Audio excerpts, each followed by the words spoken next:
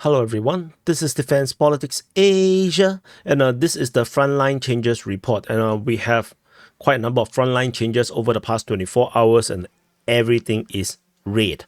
We have Novobakhmutivka, Ocheretine, Novobakhmutivka, Berdychi, Semenivka, Georgiivka, and Robotyne. So in case you cannot see, so just to show you, where are the frontline changes in the general sense. So we're going to start off with Novobakhmutivka over at the Avdiivka front. So this is where most of the frontline is, because this is also where the Russians are actually focusing their attention on. And over at Novobakhmutivka, the Russian forces have attacked. Very thin, too thin. Not sure. Okay. Over on the eastern part of Novobakhmutivka, they're attacking on the eastern part. Probably moving in the direction of Karami. And this is basically bypassing the entire Ukrainian defense line around here.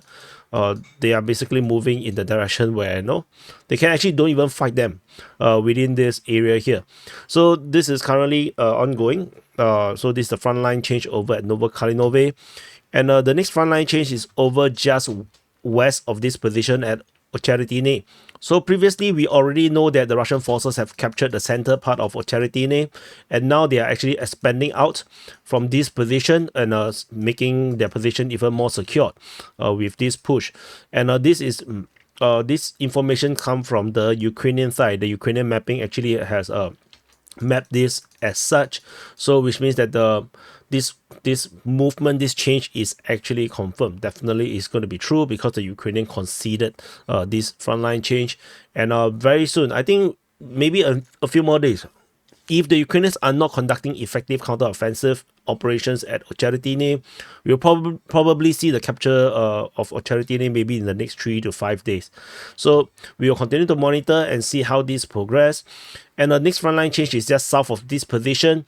Due to the Russian positions over at Ocheretine, the Ukrainian position at Novobakhmutivka is now entirely compromised.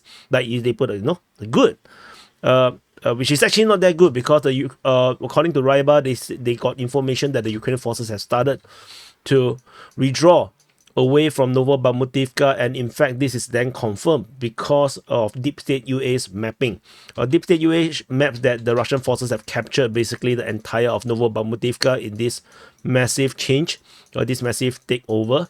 So this position, like I said, is compromised because of the more or less fall of Ocheretine, with the Russian forces able to attack them from 3 different directions. Basically, this makes the position totally untenable, and so the Ukrainian forces do a withdrawal, probably to Solovyove, which makes more sense. And with all these 3 lines around here, this allows a much more defensive or more effective defensive position for the Ukrainian forces. So this makes sense. So this is Novobakhmutivka. The next frontline change is south of this position at Berdychi. According to Ukrainian mapping, Russian forces have taken back the center part, or the center west part of Berdychi, leaving only this small little area of Berdychi under Ukrainian control. So the Russian forces taken this position, and just south of this position, Russian forces geolocated over here in Semenivka, confirming that the Russian forces have actually advanced further over in the southern part, in the central part of Semenivka. So Ukrainian forces only left with a little bit of Semenivka left to defend. And given that this line is actually connected only with this tree line, and this road here is already inaccessible, this is already not accessible, I think Semenivka is going to fall within the next 2-3 days if the Ukrainian forces are not going to do any more counter-offensive action, and the Russians are continuing going to push.